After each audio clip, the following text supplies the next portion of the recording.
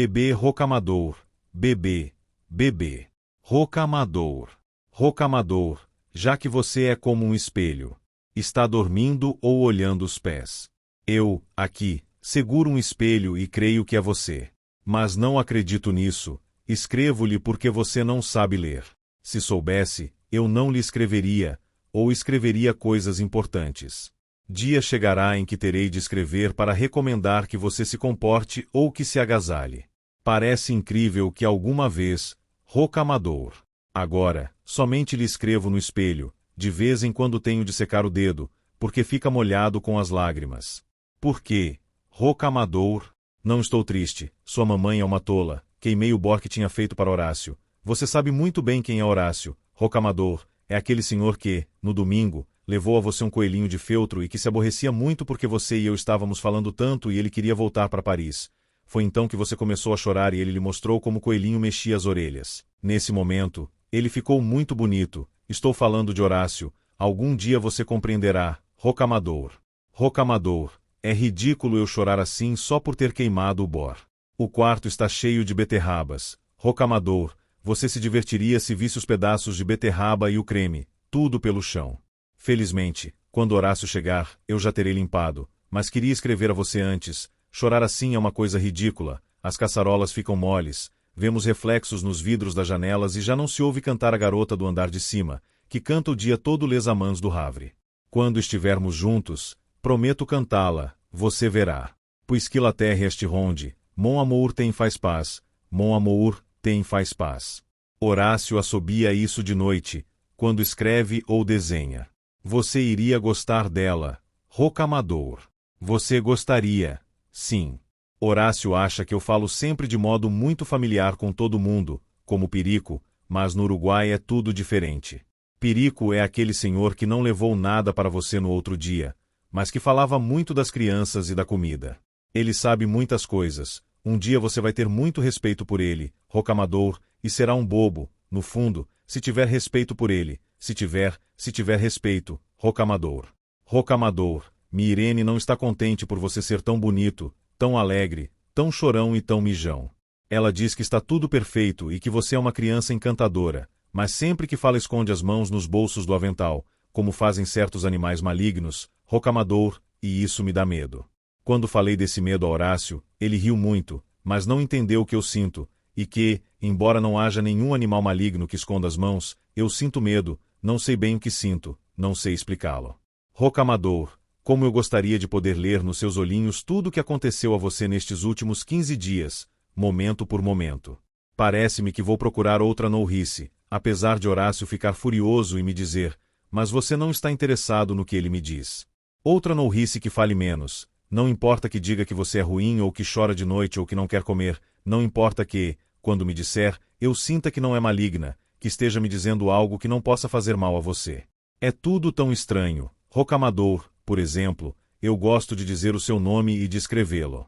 Cada vez que o faço, parece-me que estou tocando na ponta do seu nariz e que você está rindo. Em compensação, Mirene nunca chama você pelo nome, diz Elianfan, imagine, nem sequer diz Legosse, diz Elianfan, é como se calçasse luvas de borracha para falar. É possível que as tenha nas mãos, e por isso mete as mãos nos bolsos, dizendo que você é muito bom e muito bonito. Há uma coisa que se chama tempo, Rocamador, é como um bicho que anda e anda. Não posso lhe explicar porque você ainda é muito pequeno, mas quero dizer que Horácio vai chegar dentro de momentos. Você acha que devo deixar ele ler esta carta, para que também escreva qualquer coisa a você? Não, eu também não desejaria que outra pessoa lesse uma carta que fosse somente para mim. Um grande segredo entre nós dois, Rocamador. Já não choro mais, estou contente, mas é muito difícil entender as coisas. Preciso de muito tempo para entender um pouco tudo aquilo que Horácio e os outros compreendem tão depressa. Mas eles, que tudo compreendem tão bem, não podem compreender nem a você nem a mim, não compreendem que eu não posso ter você comigo, dar de comer a você e mudar suas fraldas, fazê-lo dormir ou brincar. Não compreendem, e na realidade pouco se importam. Só eu, que tanto me importo, sei que não posso ter você comigo, sei que isso é muito ruim para nós dois, sei que tenho de estar sozinha com Horácio, viver com Horácio, quem sabe até quando, ajudando a procurar o que ele procura e que você também procurará, Rocamador, porque você será um homem e também procurará como um grande tolo. É assim, Rocamadour. Em Paris, somos como cogumelos, crescemos nos corrimões das escadas, em quartos escuros cheirando a gordura, onde a gente faz amor todo o tempo, e depois frita ovos e põe discos de Vivaldi, acende cigarros e fala como Horácio e Gregorovius e Wong e eu, Rocamadour, e como Perico e Ronald e Babs, todos nós fazemos amor e fritamos ovos e fumamos. Ah! Você nem pode imaginar quanto fumamos, quanto fazemos amor, parados, deitados, de joelhos, com as mãos, com as bocas, chorando. Ou cantando, e lá fora existe de tudo, as janelas dão para o ar, e isso começa com um pardal ou uma goteira. Aqui chove muitíssimo, Rocamadour, muito mais do que no campo, e as coisas enferrujam, os canos, os pés dos pombos, os arames com que Horácio fabrica esculturas.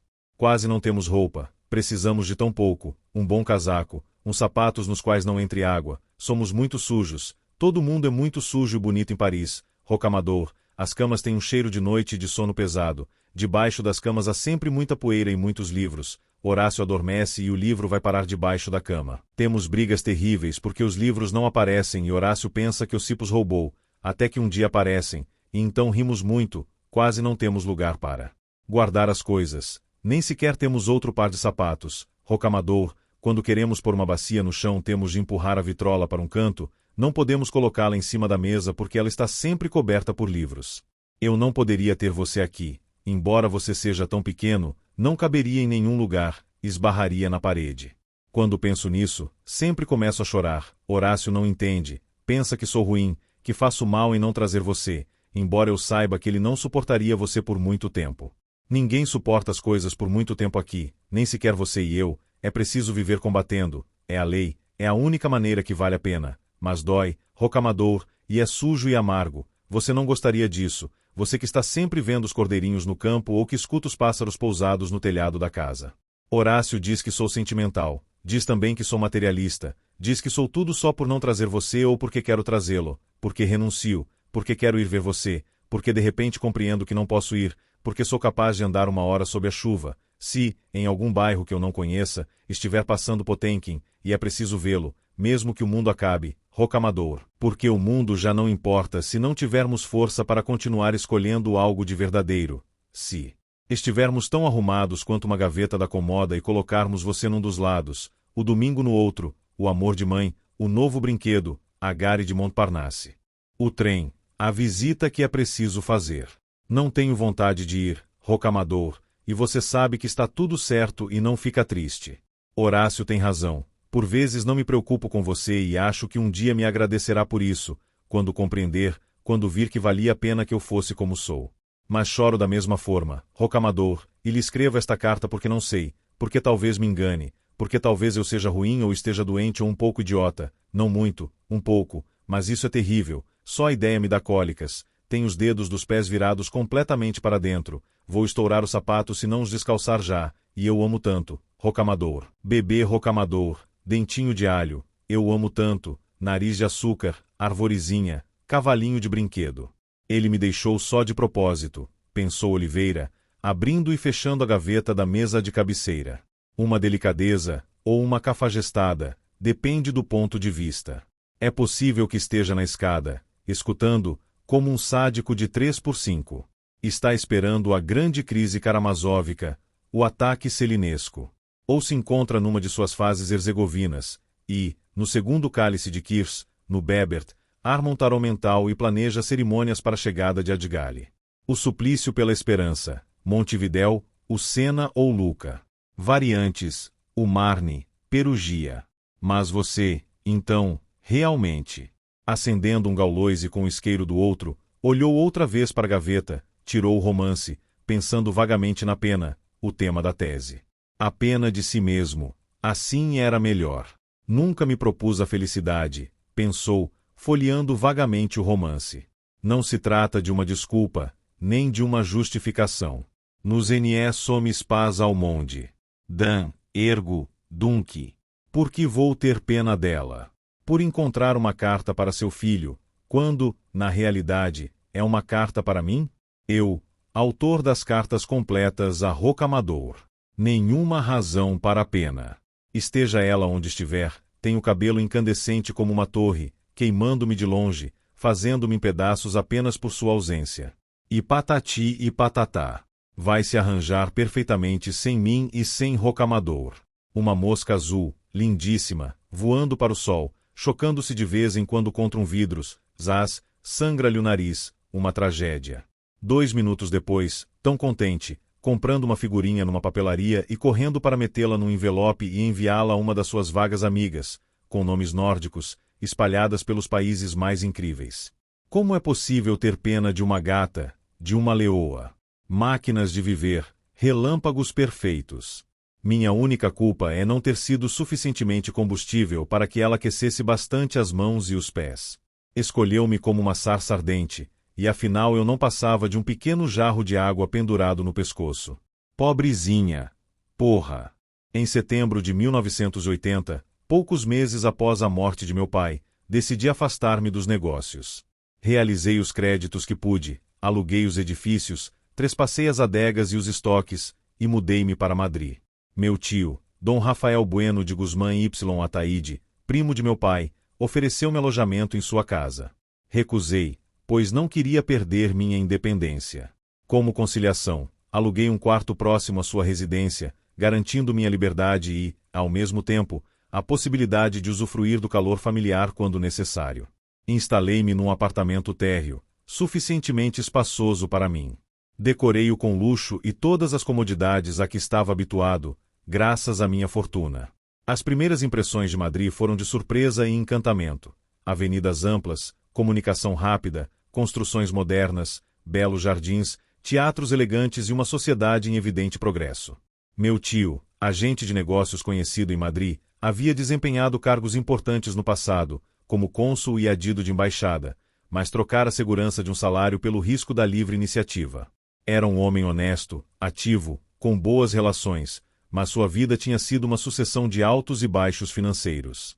Quando o conheci, era um senhor menos velho do que aparentava, sempre vestido com elegância, jovial e discreto, embora com olhos frequentemente lacrimejantes devido a uma irritação crônica. Demonstrava-me um afeto sincero e ajudava-me em minha adaptação a Madrid. Entretanto, percebi em suas demonstrações de carinho uma pena oculta, a frustração de não me ver casado com uma de suas filhas, já todas casadas. Essa melancolia era como uma espinha cravada em seu coração, que ele disfarçava com histórias intermináveis e um entusiasmo febril pelas glórias da família Bueno de Guzmán. Eu vivia entre a solidão e as memórias. Pensava na maga, nas tardes em que a encontrava debruçada à janela, lendo seus romances melodramáticos, chorando com as tragédias que lia. Eu, um intelectual egoísta, achava que aquelas leituras eram inúteis, mas também invejava a maneira como ela se entregava a essas histórias.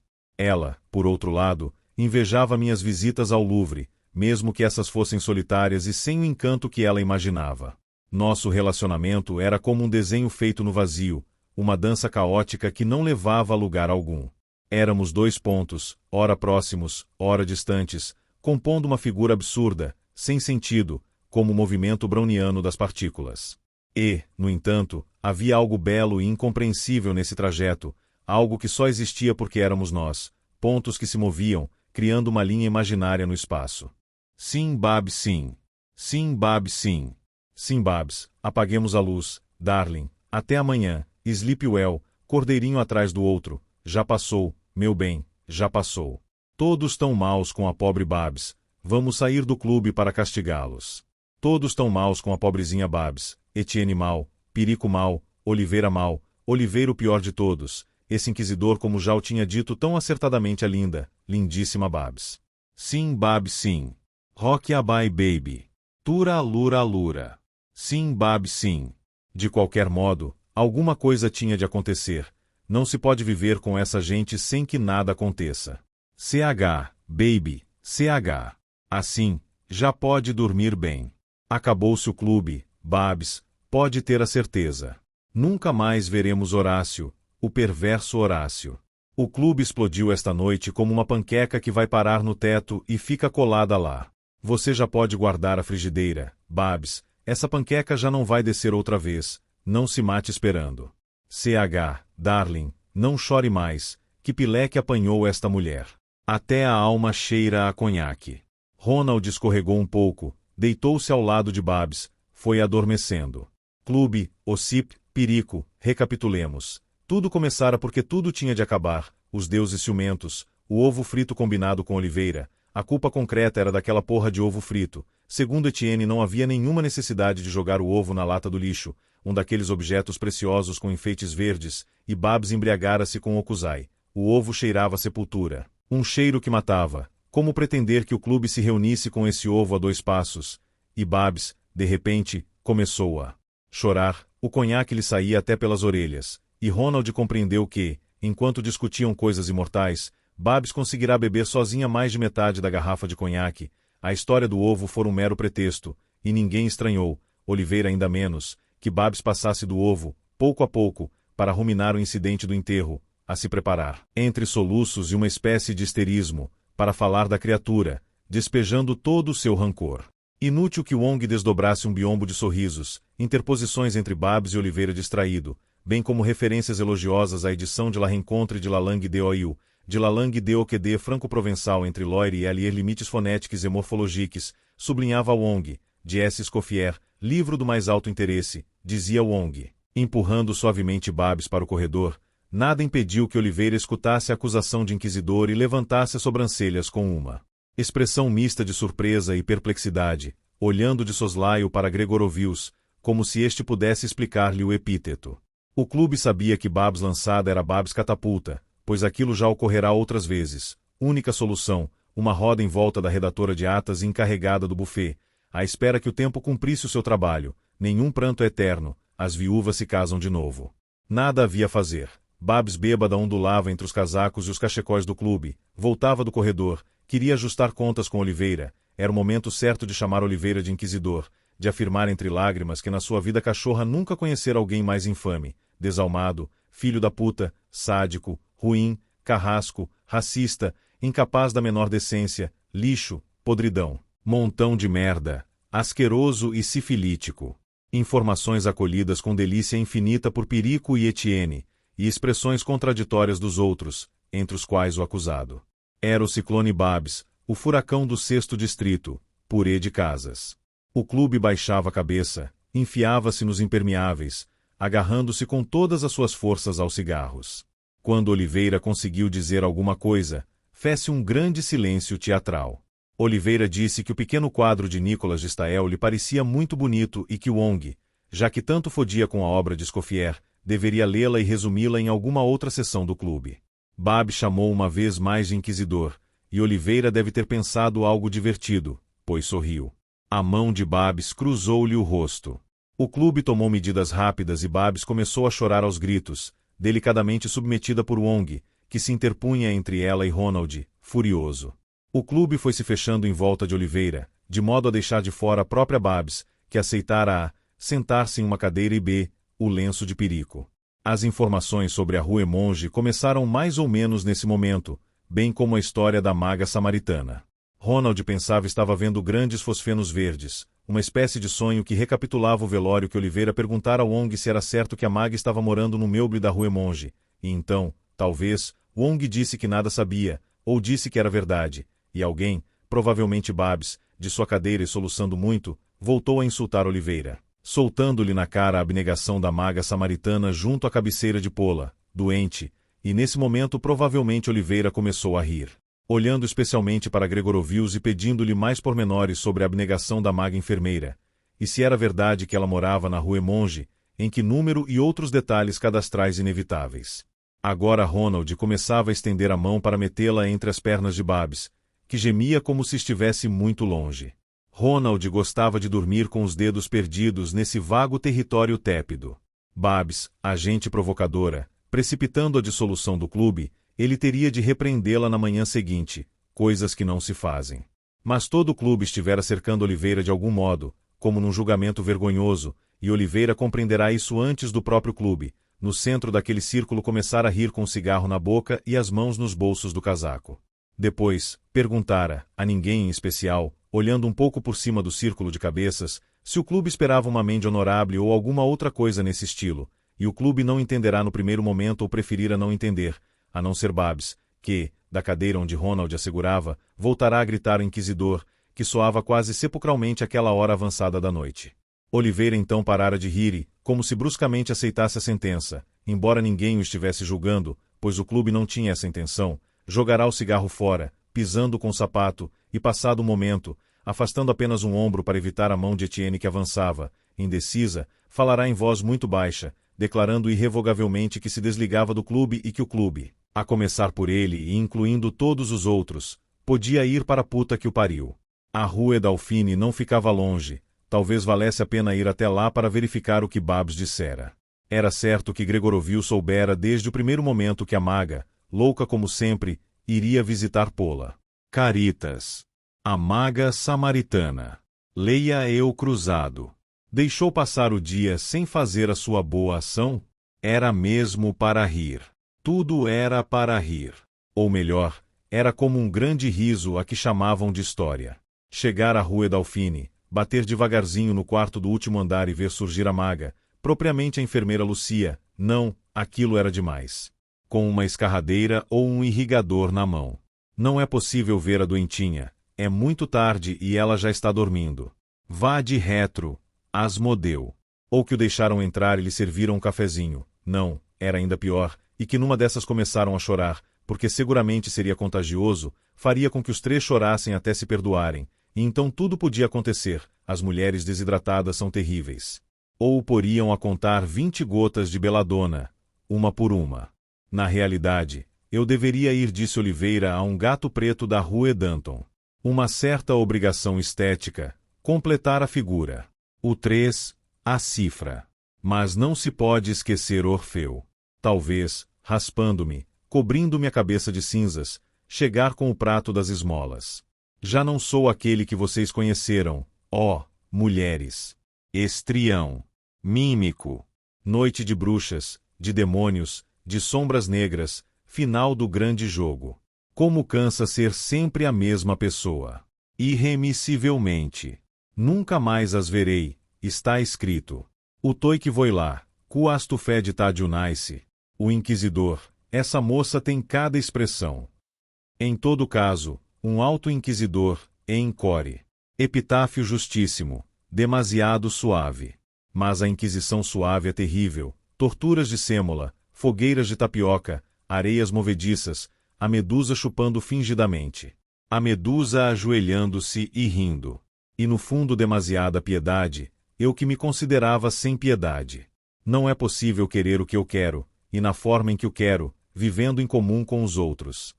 Seria necessário saber estar só e que tanto querer cumprisse a sua tarefa, me salvasse ou me matasse, mas sem a Rue Dauphine, sem a criança morta, sem o clube e tudo mais. Você não concorda, meu amigo? O gato não respondeu.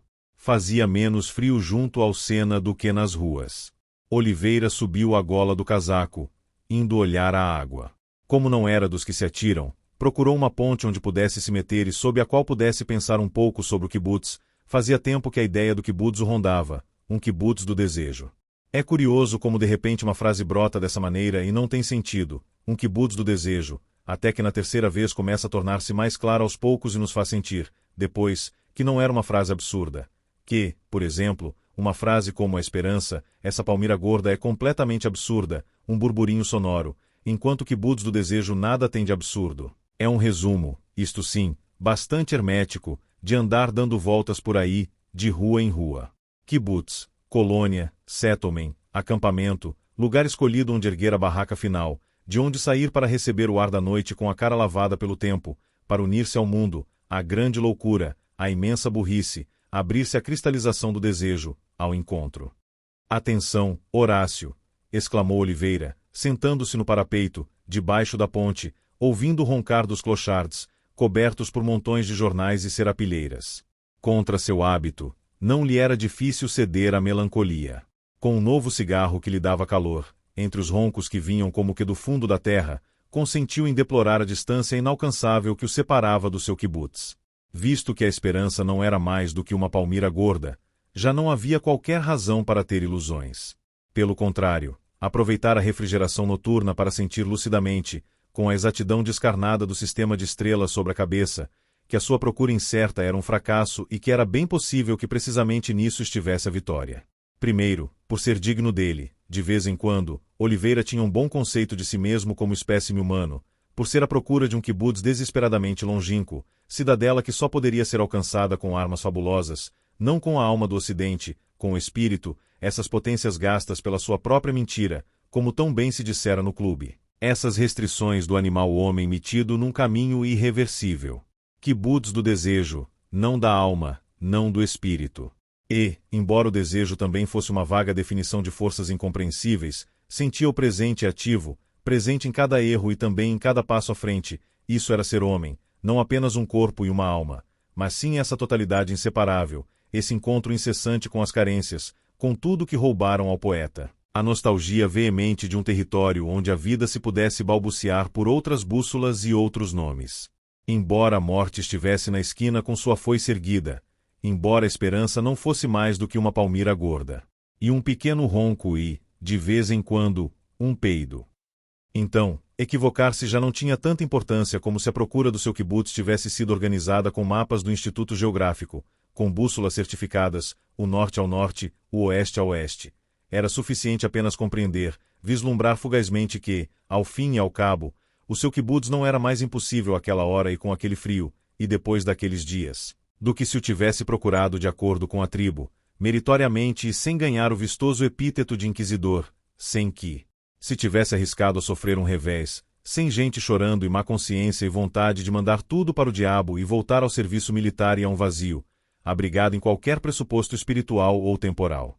Morreria sem chegar ao seu kibutz, mas o seu kibutz estava ali, longe, mas estava, e ele sabia que estava porque era filho do seu desejo, era seu desejo, assim como ele era seu próprio desejo, e o mundo ou a representação do mundo eram seu desejo ou o desejo, mas isso pouca importância tinha, àquela hora.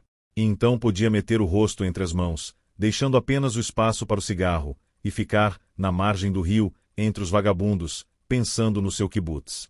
A Clochard despertou de um sonho em que alguém lhe havia dito repetidamente, Sassufit, Konasse, e soube que Celestin fora embora em plena noite, levando o carrinho de bebê cheio de latas de sardinhas, em mau estado, que, nessa mesma tarde, lhes haviam dado de presente no gueto do Marais.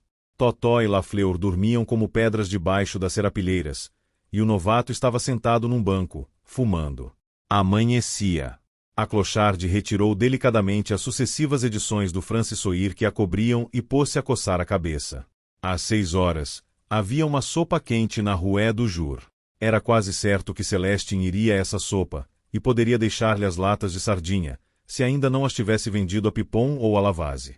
Merde, exclamou a Clochard, iniciando a complicada tarefa de levantar-se.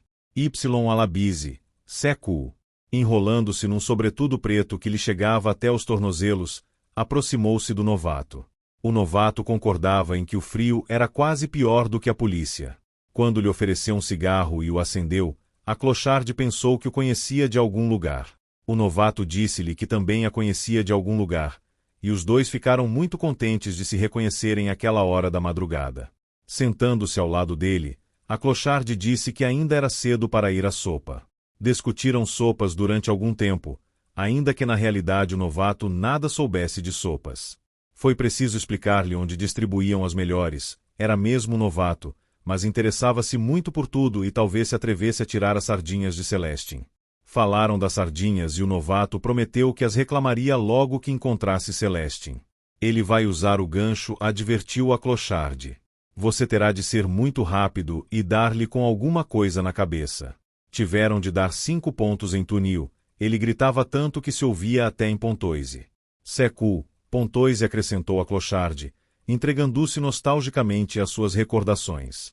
O novato olhava ao amanhecer sobre a ponta do Vertigalã, o salgueiro que ia tirando as suas finas folhas da bruma.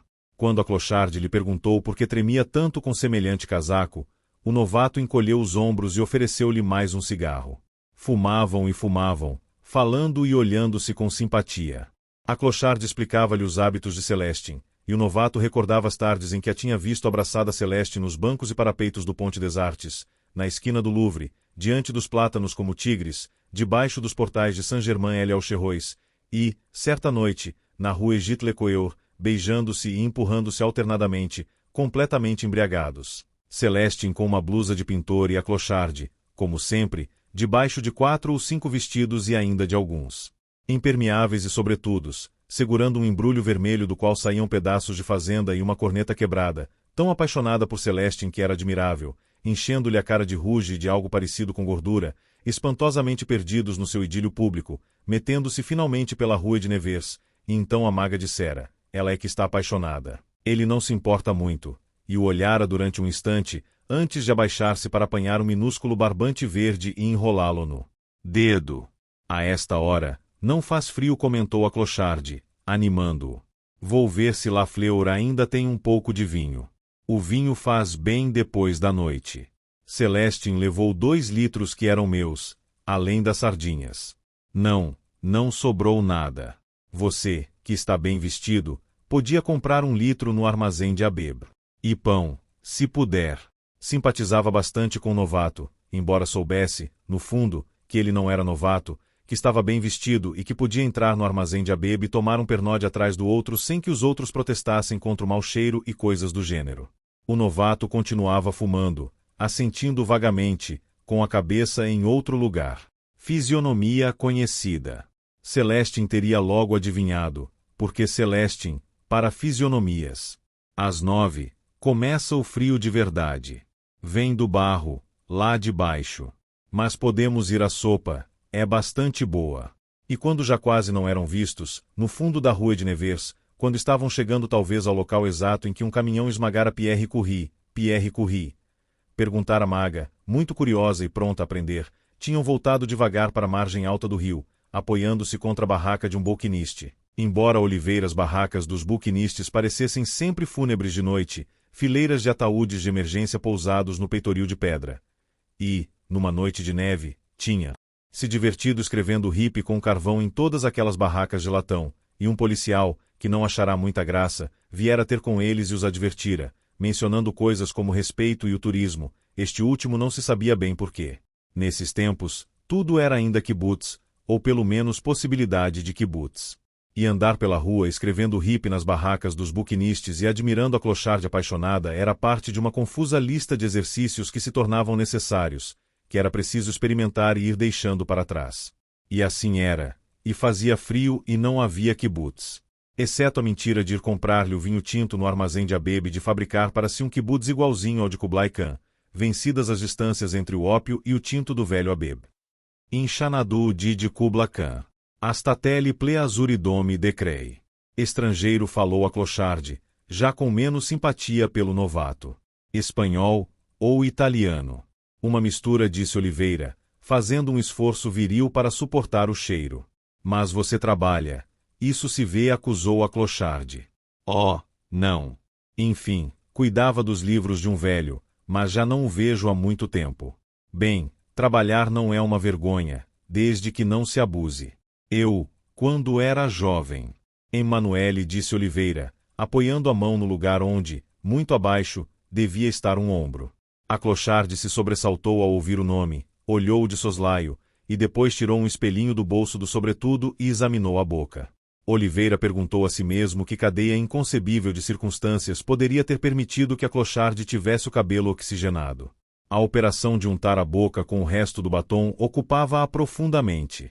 Tinha tempo de sobra para chamar-se a si mesmo, e uma vez mais, de imbecil. A mão no ombro depois do que acontecerá com Bertie Trepatré. Com resultados que eram do domínio público. Um alto pontapé na bunda, devolvido como uma luva. Cretino, idiota, infecto vagabundo. Hippie. Malgré le tourisme. Como sabe que me chamo Emanuele? Já não me recordo. Alguém deve ter me dito, com certeza.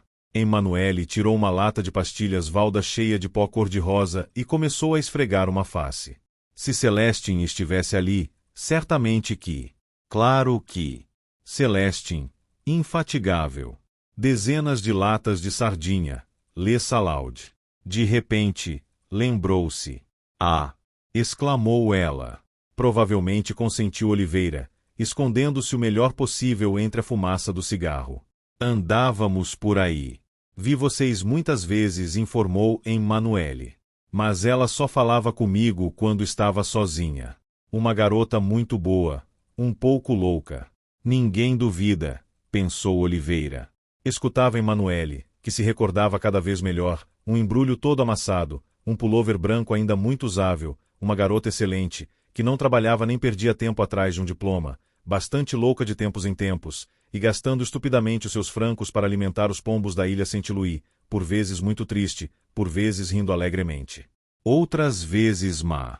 Acabamos por brigar, disse Emanuele, pois ela aconselhou-me a deixar Celestine em paz.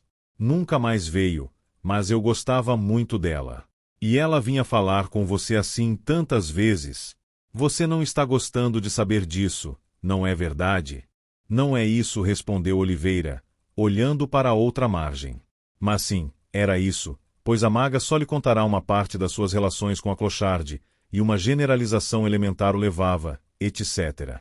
Ciúmes retrospectivos, veja-se Proust, tortura sutil em de Soon. Provavelmente ia chover, aquela árvore, o salgueiro, estava como que suspensa no ar úmido. Em compensação, faria menos frio, um pouco menos de frio. Talvez tenha acrescentado algo como ela nunca me falou muito de você, pois Emanuele soltou um risinho satisfeito e maligno, continuando a esfregar o pó cor-de-rosa com o dedo enegrecido. De vez em quando, levantava a mão e desfechava uma palmada seca no cabelo emaranhado, envolto por um barrete de lã com riscas verdes e vermelhas, que na realidade era um velho cachecol que ela salvara de um caixote de lixo. Enfim, era preciso ir embora, subir até a cidade, tão perto, ali mesmo, a 6 metros de altura, começando exatamente do outro lado do parapeito do Sena, por trás daquelas barracas hippie de latão, onde os pombos dialogavam, espojando-se, à espera do primeiro sol brando e sem força, do pálido brilho das 8:30 que desce de um céu cinzento, mas que, certamente, não desceria porque iria chover, como sempre. Quando ele já ia embora, Emanuele gritou-lhe alguma coisa. Ficou esperando por ela, subiram juntos as escadas. No armazém de Abebe, compraram 2 litros de vinho tinto e, perto da rua Ediele Rondelli, foram aquecer-se numa galeria coberta. Emanuele condescendeu em extrair de entre 2 de seus casacos um embrulho de jornais, e com eles fizeram um excelente travesseiro num canto escuro, que Oliveira, antes, explorara com fósforos desconfiados. Do outro lado dos portais vinha um cheiro que parecia ser de uma mistura de alho e couve-flor. Mordendo os lábios, Oliveira encostou-se mais à parede, ficando colado a Emanuele, que estava bebendo da garrafa e respirando profundamente, satisfeita, entre um trago e outro. Deseducação dos sentidos. Abrir a boca e as narinas, aceitando o pior de todos os odores, o suor humano. 1 minuto, 2, 3, cada vez mais fácil, como qualquer aprendizagem. Contendo a náusea, Oliveira segurou a garrafa. Sem poder ver, sabia que o gargalo estava sujo de ruge e saliva, a obscuridade lhe aguçava o olfato. Fechando os olhos para proteger-se não sabia bem de quê, bebeu de uma só vez 1/4 de litro de vinho tinto. Depois, começaram a fumar, ombro contra ombro, satisfeitos. A náusea retrocedia, não vencida, mas humilhada, esperando com a cabeça baixa, e já se podia começar a pensar em qualquer coisa. Emanuele falava sem parar, proferia solenes discursos entre um soluço e outro, repreendendo maternalmente um Celestine fantasma, inventariando as sardinhas. O seu rosto era iluminado a cada vez que tragava o cigarro, e Oliveira via as camadas de sujeira no seu rosto, os espessos lábios manchados de vinho, o barrete triunfante de deusa Síria pisoteado por algum exército inimigo, uma cabeça criselefantina coberta de poeira, com manchas de sangue e sujeira, mas conservando o diadema eterno de riscas verdes e vermelhas. A grande mãe estirada no pó e pisoteada por soldados ébrios que se divertiam em mijar sobre os seios mutilados, até que o mais palhaço se ajoelhava entre as aclamações dos outros, com o falo ereto sobre a deusa caída, masturbando-se sobre o mármore e deixando que o esperma lhe entrasse pelos olhos, de onde as mãos dos oficiais já haviam arrancado as pedras preciosas, pela boca entreaberta, que aceitava a humilhação como uma última oferenda antes de passar ao esquecimento. E era tão natural que, na sombra, a mão de Emanuele tocasse no braço de Oliveira e pousasse confiadamente nele, enquanto a outra mão procurava a garrafa e se ouvia o glu-glu e um arquejar satisfeito, tão natural que tudo fosse assim absolutamente anverso ou reverso, o signo contrário como possível forma de sobrevivência. E, embora Oliveira desconfiasse de embriaguez, astuta cúmplice do grande engano, algo lhe dizia que ali também havia kibutz, que atrás, sempre atrás, havia esperanças de kibutz. Não uma certeza metodológica, não, velho querido, isso não, por mais que você queira. Nem um invino veritas, nem uma dialética ao estilo de Fichte ou de outros lapidários pinosianos, somente uma espécie de aceitação na náusea. Heráclito deixará-se enterrar num montão de esterco para curar-se da hidropisia. Alguém lhe havia dito naquela mesma noite. Alguém que já era como que de outra vida. Alguém como Pola ou Wong, pessoas a quem ele aborrecera só por desejar estabelecer contato pelo bom lado. Reinventar o amor como única maneira de entrar alguma vez no seu kibutz. Heráclito, o obscuro, na merda até o pescoço, exatamente igual a eles, mas sem o vinho, e além do mais para se curar da hidropisia. Afinal, talvez fosse isto, estar na merda até o pescoço e também esperar, pois Heráclito por certo tivera de ficar na merda dias inteiros, e Oliveira recordava que Heráclito também dissera que quem não esperasse jamais encontraria o inesperado. Torça o pescoço do cisne, dissera Heráclito, mas não, ele não deve ter dito semelhante coisa, e, enquanto bebia outro grande trago e Emanuele ria na penumbra ao ouvir o glu-glu e lhe acariciava o braço como que para lhe mostrar que apreciava a sua companhia e a promessa de ir tirar as sardinhas de Celestin, Oliveira sentia subir, como num arroto avinagrado, o duplo sobrenome do cisne estrangulável, e tinha então um grande desejo de rir e contar isso a Emanuele, mas, ao invés disso, devolveu-lhe a garrafa que estava quase vazia, e Emanuele começou a cantar desafinadamente Les Amants do Havre, uma canção que a maga cantava quando estava triste, mas Emanuele cantava-a com um tom trágico, desafinando e esquecendo-se das palavras, enquanto acariciava Oliveira, que continuava pensando que só quem espera poderá encontrar o inesperado. Entrecerrando os olhos para não aceitar a vaga luz que subia dos portais, imaginava-se muito longe, do outro lado do mar, ou seria um ataque de patriotismo, a paisagem tão pura, que quase não existia, do seu kibutz. Era evidente que teria de torcer o pescoço do cisne, embora Heráclito não o tivesse mandado. Começava a ficar sentimental, pois que la terre este ronde mon amor tem faz paz, mon amor, tem faz paz, com o vinho e a voz pegajosa começava a ficar sentimental, tudo acabaria em prantos e em autocomiseração, como Babs, pobre Horácio ancorado em Paris, como terá mudado a sua Cali Corrientes, Suipacha, Esmeralda e o velho bairro. Embora pusesse toda a sua raiva em acender outro Gauloise, continuava vendo, muito longe, no fundo dos olhos, o seu kibutz, não do outro lado do mar ou talvez mesmo do outro lado do mar, ou ali fora na rua Galande ou em Putiaus ou na rua de Latom Bissoire, de qualquer modo seu kibutz estava sempre ali, e não era uma miragem. Não é uma miragem, Emanuele. Tagueu-lhe, mon pote disse Emanuele, procurando, entre as suas inúmeras saias, a outra garrafa. Depois, perderam-se em outras coisas. Emanuele falou-lhe de uma afogada que Celestin vira perto de Grenelle, e Oliveira quis saber de que cor era o cabelo dela, mas Celestin só havia visto as pernas, que, naquele momento, saíam um pouco da água, e foram embora antes que a polícia começasse com seu maldito hábito de interrogar todo mundo. Quando acabaram de beber a segunda garrafa e estavam mais contentes do que nunca, Emanuele recitou um fragmento de La Morte do Loup, e Oliveira deu-lhe a conhecer bruscamente as cestinas de Martim Fierro. A praça já começava a movimentar-se, com um ou outro caminhão passando, ouviam-se os rumores de que Deleuze alguma vez.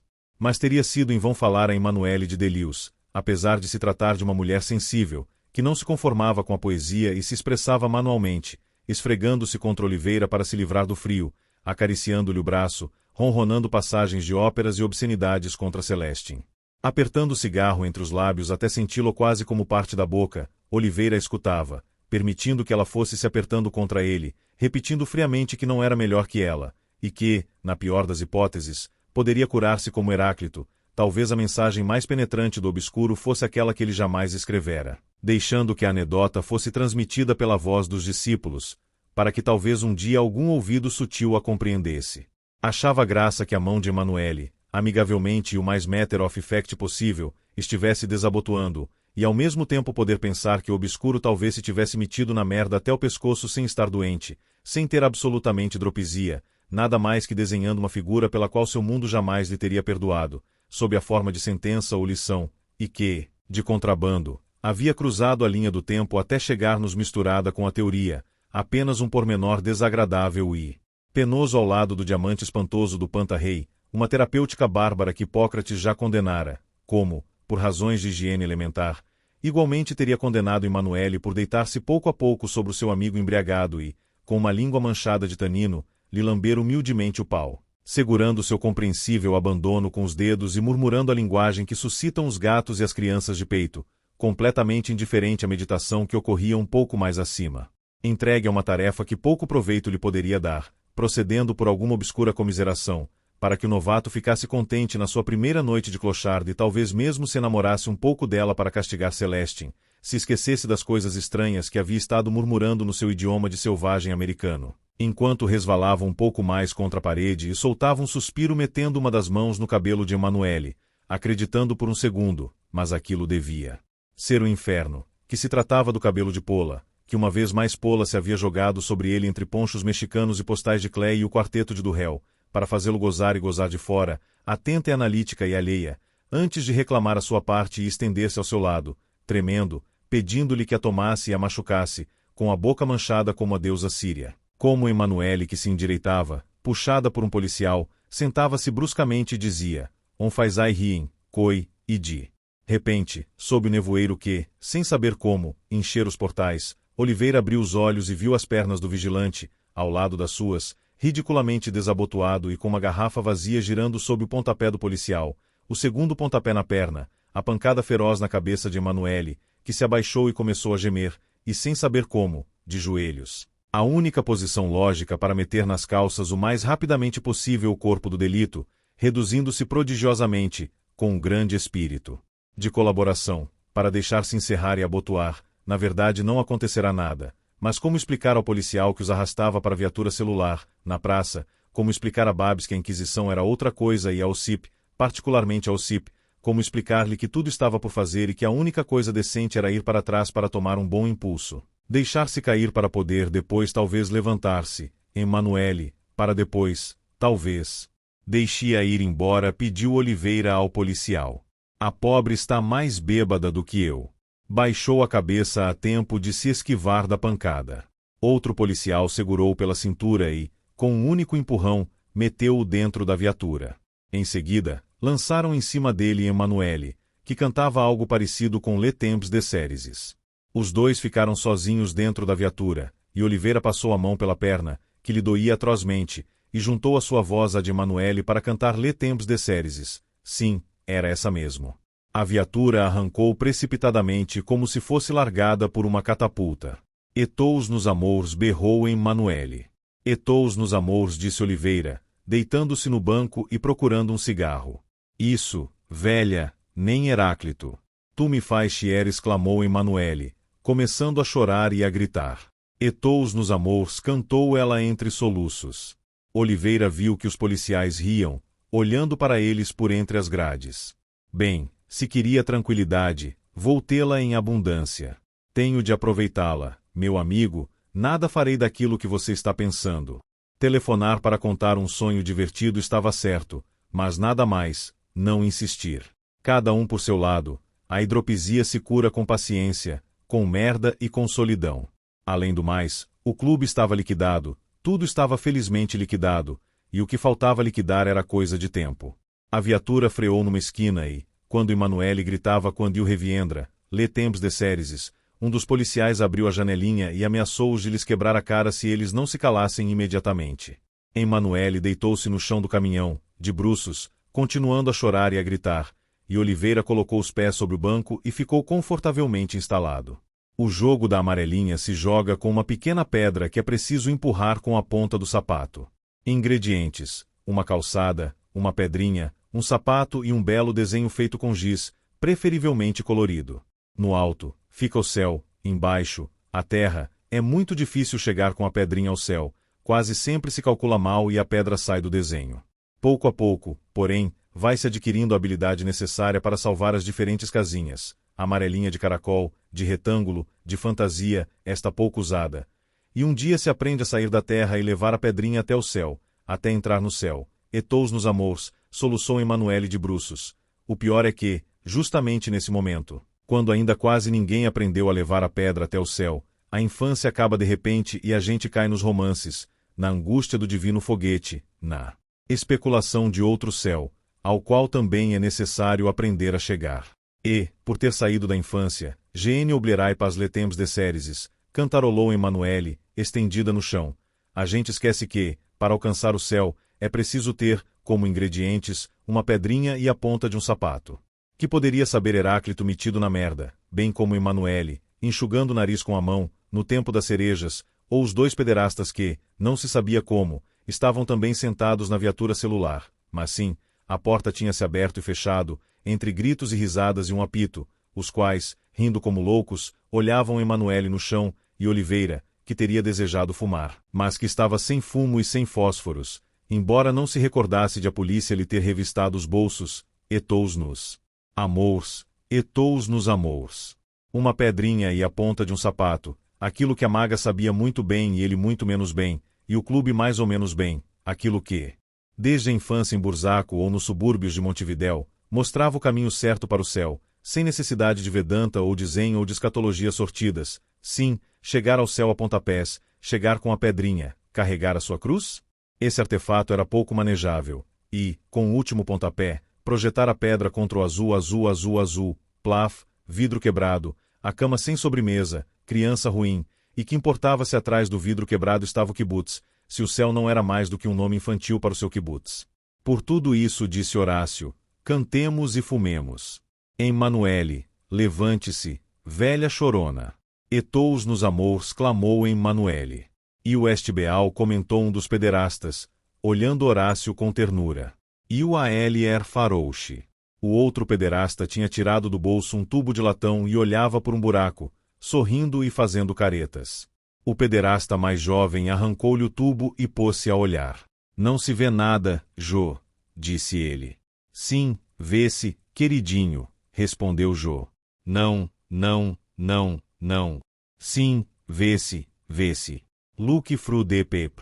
Rouen de ull se paternis pririas quem b. Já é noite. Jô. Jô acendeu um fósforo diante do calidoscópio.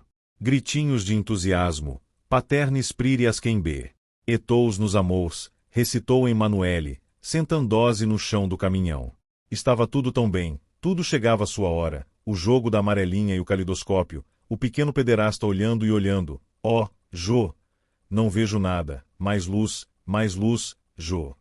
Deitado no banco, Horácio saudou o obscuro, a cabeça do obscuro assomando na pirâmide de bosta com 2 olhos como estrelas verdes. Paternis pririas quem b. O obscuro tinha razão, um caminho para o kibutz, talvez o único para o kibutz, aquilo não podia ser o mundo, a gente segurava o calidoscópio pelo lado errado. E então era preciso dar-lhe uma volta com a ajuda de Emanuele, de Pola e de Paris e da Maga e de Rocamadour, jogar-se no chão como Emanuele, e daí começar a olhar do monte de merda, olhar o mundo através do cu, em de ull se paternis pririas quem b. A pedrinha tinha de passar pelo olho do cu, metida a pontapés pela ponta do sapato, e as casinhas estariam abertas desde a terra até o céu, o labirinto estender-se-ia como uma corda quebrada de relógio, fazendo saltar em 1000 pedaços o tempo dos empregados. E pelo catarro e pelo sêmen e pelo cheiro de Emanuele e pela merda do obscuro se entraria no caminho que conduzia ao kibutz do desejo, não mais subir ao céu, subir. Palavra hipócrita, céu, flatus vocis, mas caminhar com passo de homem numa terra de homens para o kibutz, lá bem longe, mas no mesmo plano, como o céu estava no mesmo plano que a terra na calçada imunda dos jogos, e um dia talvez se entrasse no mundo onde dizer céu não seria uma evocação suja de gordura, e um dia alguém veria a verdadeira figura do mundo, paternis pririas quem b. E era bem possível que, empurrando a pedra, acabasse por entrar no kibutz.